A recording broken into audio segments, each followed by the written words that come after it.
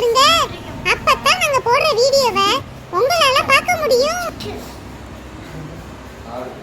சபி அழகா ஆடிக்கிட்டு இருக்க, ஆட்டிட்டு இருக்க. பொம்மை கிரானைட்டுக்கு பொம்மை கிரானைட் வைங்க. பொம்மை கிரானைட் அந்த சும்மா மாதிரி சிக்கன்ல போடுங்க. அதுக்கப்புறம் அவ்வளோதான். இதை அப்படி பண்ணிவிட்றாங்க. சூப்பராக இருக்குது.